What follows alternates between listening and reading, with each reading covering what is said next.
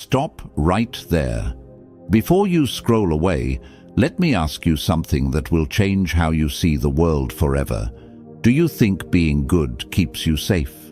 Do you believe that kindness protects you, that generosity builds loyalty, that honesty earns respect? If you answered yes to any of these questions, you're about to discover the most dangerous lie society has ever told you. The biggest mistake people make is believing that being good means being safe. But here's the brutal truth. Goodness is like fire. It burns through everything you've built. Your relationships, your career, your dreams, everything. Niccolo Machiavelli. Yes, Niccolo Machiavelli figured this out. He watched good leaders fall. He saw kind rulers destroyed. He witnessed generous people betrayed by the very ones they helped. And he wrote it all down. Today, I'm going to share his hidden truth with you, the shocking cost of goodness that nobody talks about. In the next few minutes, you're going to learn why your goodness is actually making you weak, why people don't respect your kindness, they exploit it, and most importantly, how to transform goodness from your greatest weakness into your most powerful weapon. But first, let me be clear about something.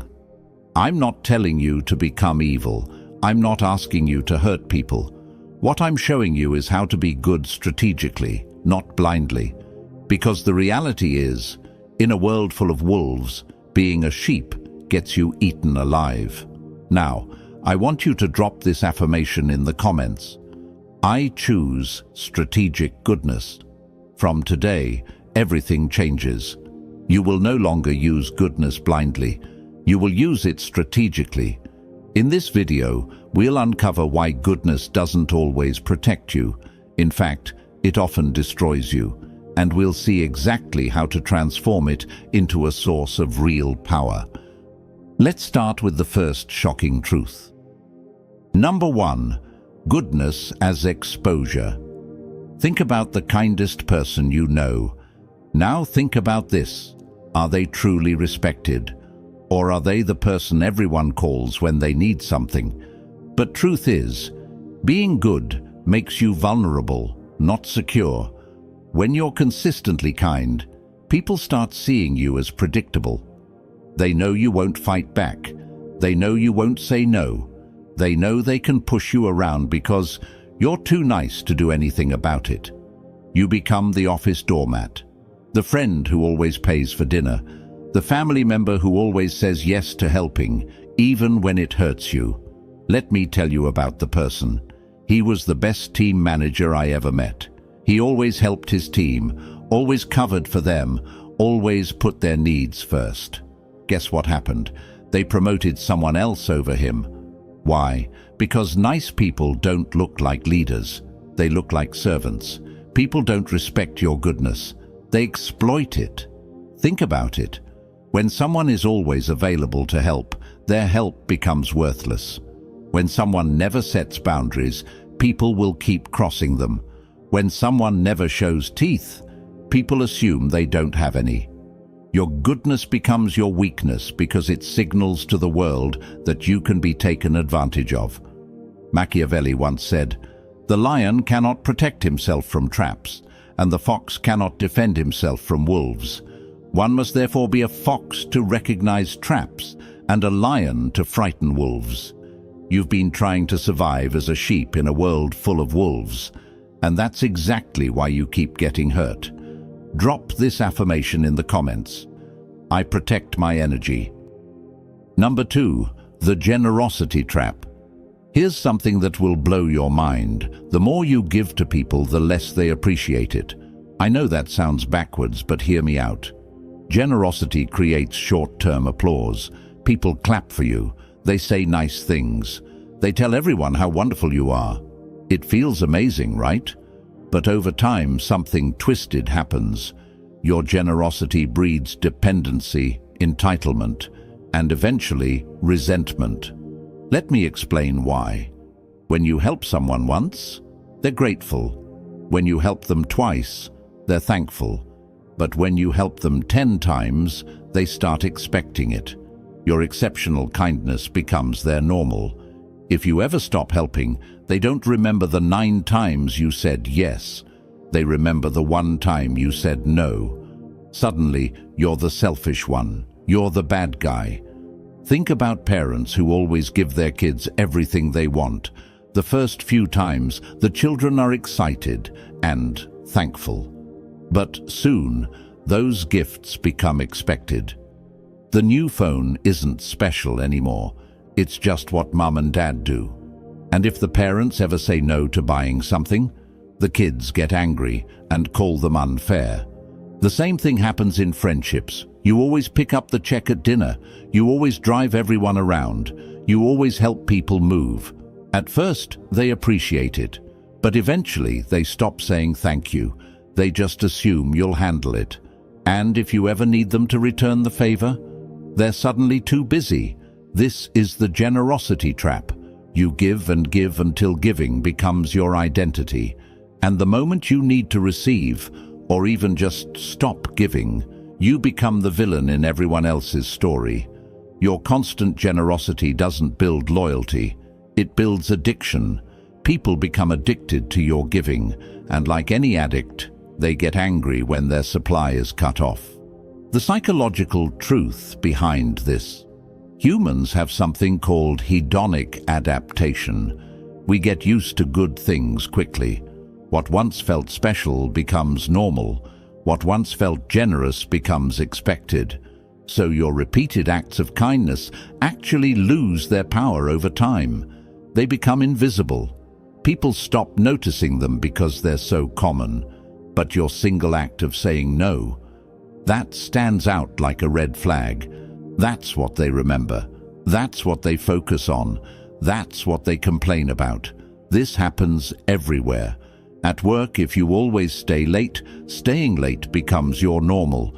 Nobody celebrates it anymore. But leave on time once and suddenly you're not committed.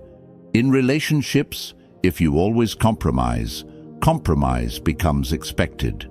But stand your ground once, and you're being difficult. Machiavelli once said, "Benefits ought to be conferred gradually, and in that way they will taste better." The man understood something most people never learn. Scarcity creates value. Abundance destroys it. Drop this affirmation in the comments. I give strategically. Number 3, the mask of virtue. Here's a truth that might make you uncomfortable. Society believes in appearances, not reality. People don't care if you're actually good. They care if you look good. They don't judge your heart. They judge your image.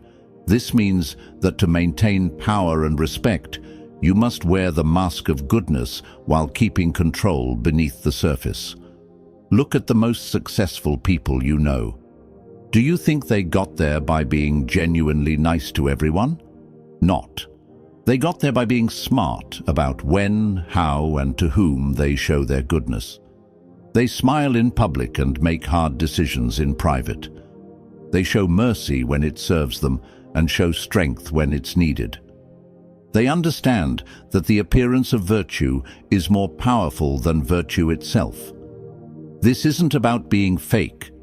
This is about being strategic. Think about it like this. A doctor might need to cut you open to save your life. Is the doctor being cruel? Not. The doctor is doing what needs to be done, even if it causes temporary pain. Real leaders understand that sometimes being truly good means looking temporarily bad. Sometimes helping someone means saying no to them. Sometimes protecting your team means making unpopular decisions. The mask of virtue isn't about deception, it's about timing. It's about knowing when to show your soft side and when to show your steel. Most people get this backwards. They show their weakness to enemies and their strength to friends. Smart people do the opposite. Machiavelli once said, "Everyone sees what you appear to be. Few experience what you really are." He understood that perception shapes reality. If people perceive you as weak, you become weak. If they perceive you as strong, you become strong. I want you to drop this affirmation in the comments. I control my image. Number 4. The economics of power. Every single thing you do has a cost. Every favor you grant, every time you say yes when you want to say no, every moment you spend helping others instead of building yourself. Most good people never think about this. They give and give until they have nothing left. Then they wonder why they feel exhausted, resentful, and taken advantage of. Here's what you need to understand. Your time, energy, and resources are finite. When you spend them on others, you have less for yourself. This isn't selfish to acknowledge, it's mathematical. Unlimited kindness drains your strength, and when you're drained, you can't help anyone, including yourself. Think about airplane safety instructions. They tell you to put your oxygen mask on first, then help others. Why? Because if you pass out trying to help someone else first, now 2 people need rescuing instead of 1. Life works the same way. If you exhaust yourself helping others, you become someone who needs help. Now you're a burden instead of an asset. Smart people understand that to survive and thrive, resources and energy must be guarded carefully. This doesn't make you mean. It makes you sustainable. I learned this lesson the hard way. For years I said yes to everyone, every request, every favor, every quick question that turned into hours of work.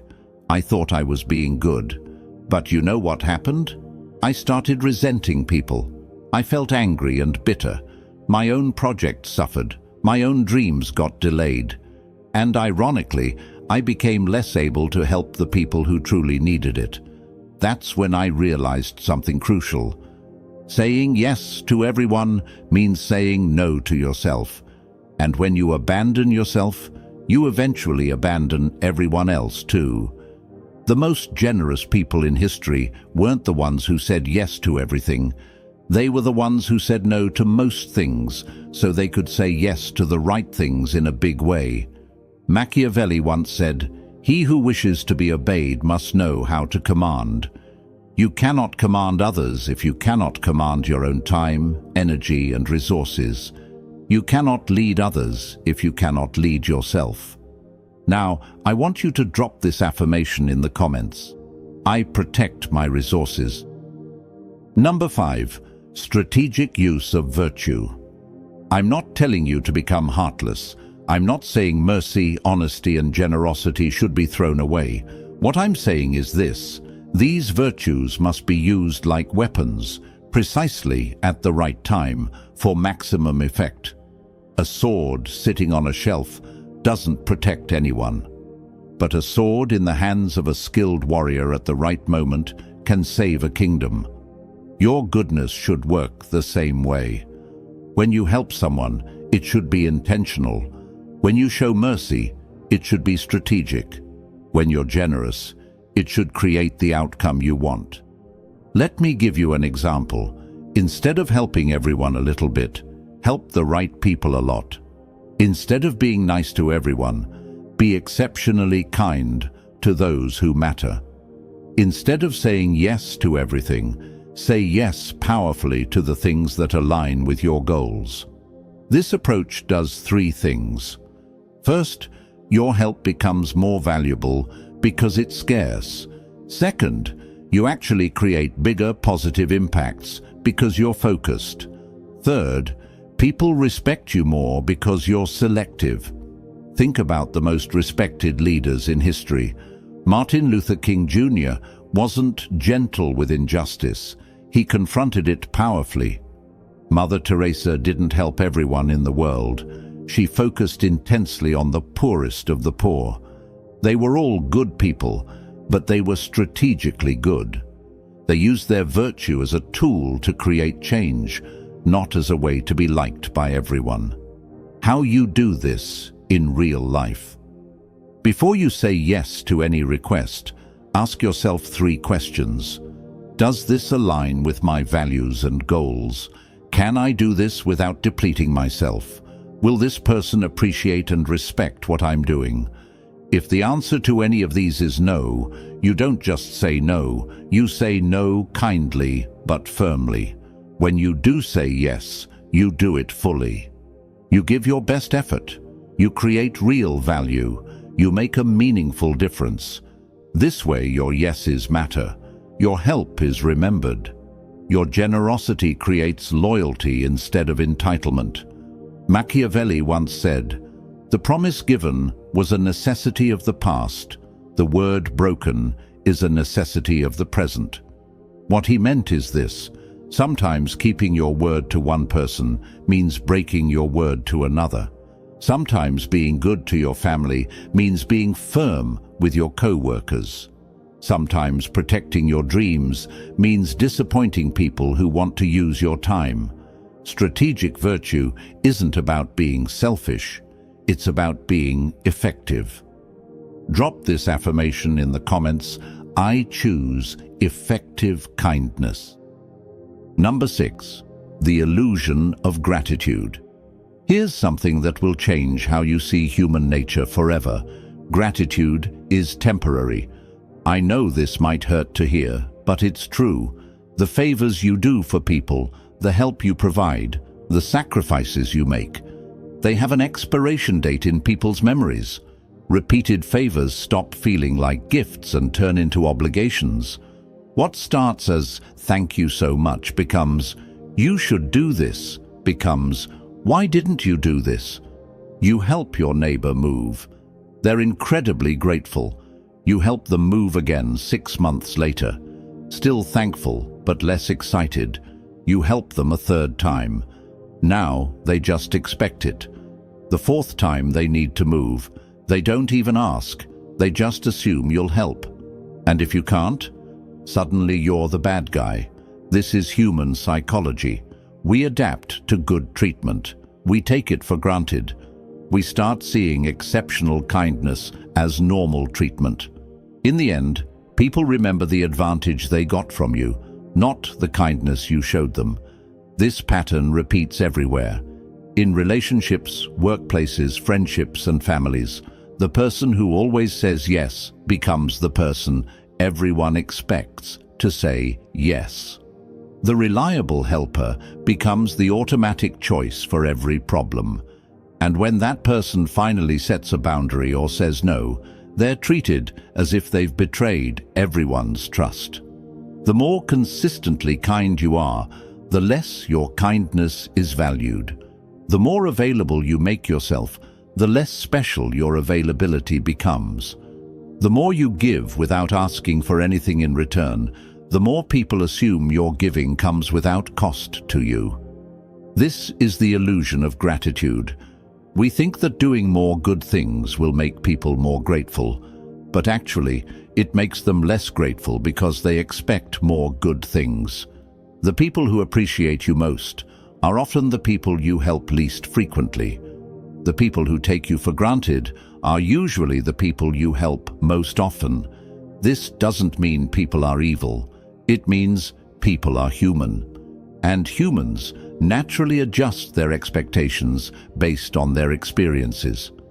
Understanding this psychological reality doesn't mean you should stop being kind or helpful. It means you should be strategic about it. Set boundaries. Make your help conditional sometimes. Let people experience what it's like when you're not there to solve their problems. Machiavelli once said, "Men judge generally more by the eye than by the hand, for everyone can see and few can feel." People see what you're doing now more clearly than they remember what you did before. Your past kindness becomes invisible. Your current actions are what they judge you by. Drop this affirmation in the comments.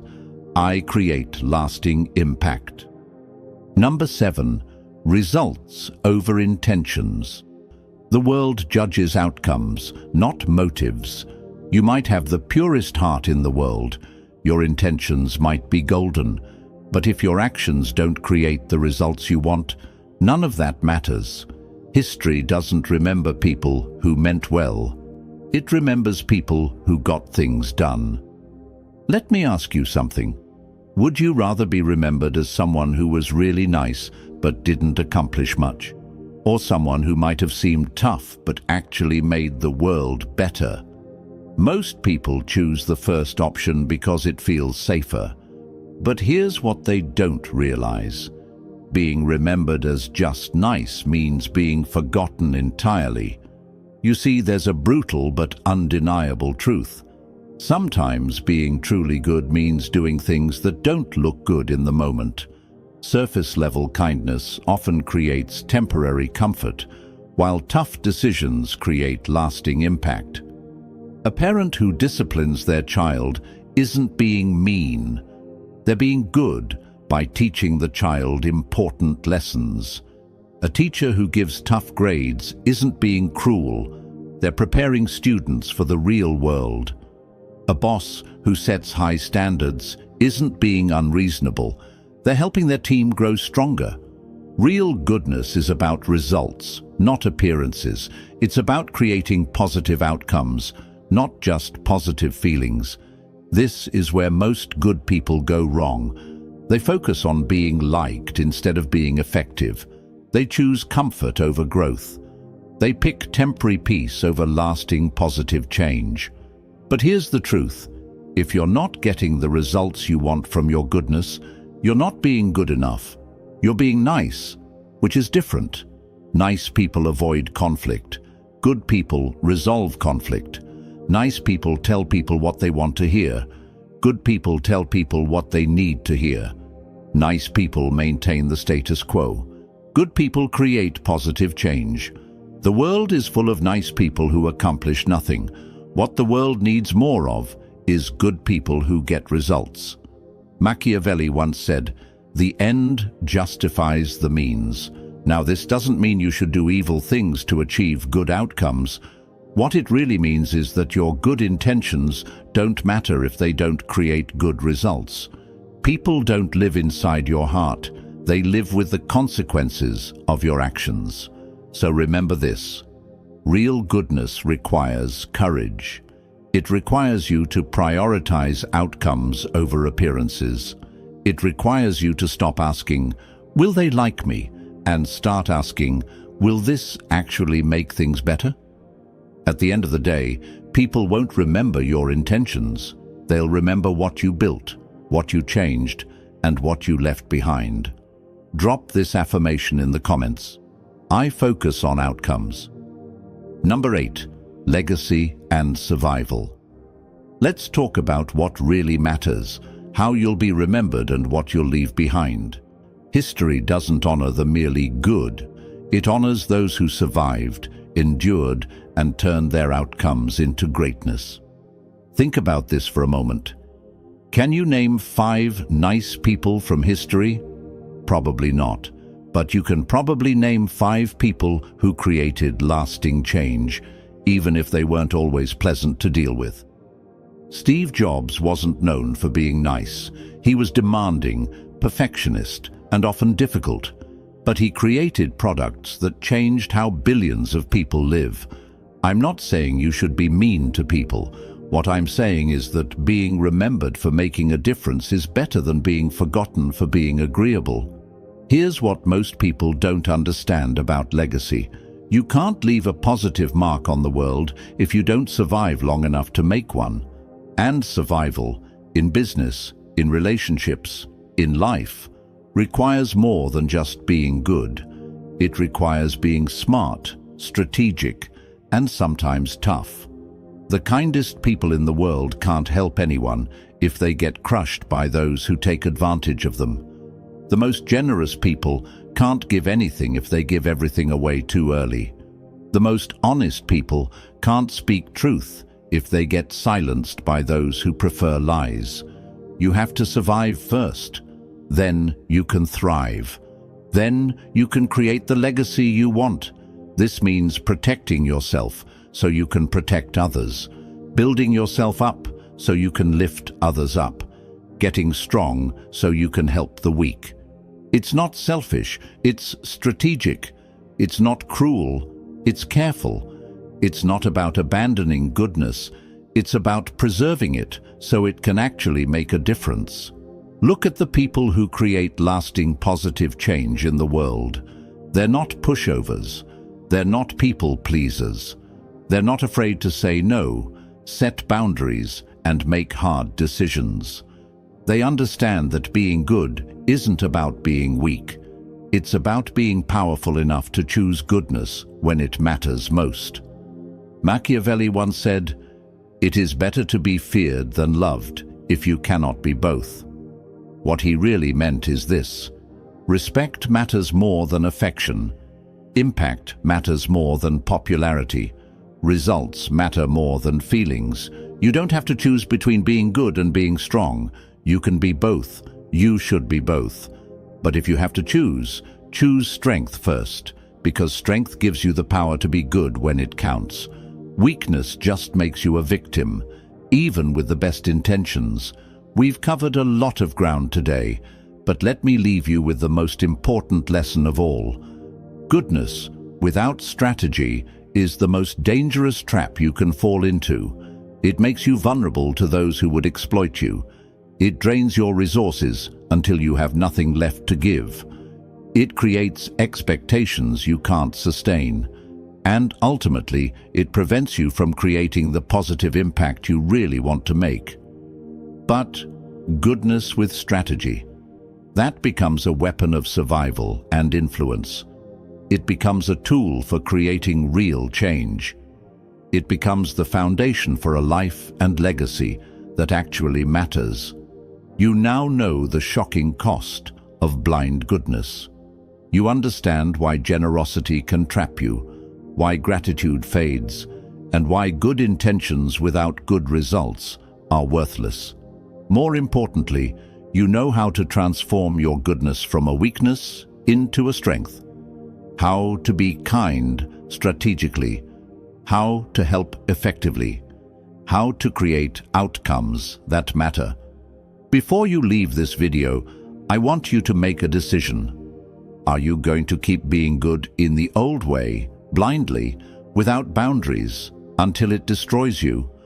Or are you going to start being good in the new way, strategically, effectively, powerfully? So here's the real question, and this is what will determine your future. Will you let goodness weaken you, or will you master it and turn it into power? The choice is yours. But now you have the knowledge to choose wisely. If this video opened your eyes to something new, hit that like button. If you want more truth that challenges how you see the world, subscribe to this channel and ring the notification bell. And if you know someone who needs to hear this message, share this video with them. Your goodness is not your weakness. When used strategically, it becomes your greatest strength. Drop this final affirmation in the comments. I master strategic goodness. Remember, in a world full of wolves, don't be a sheep, be a shepherd.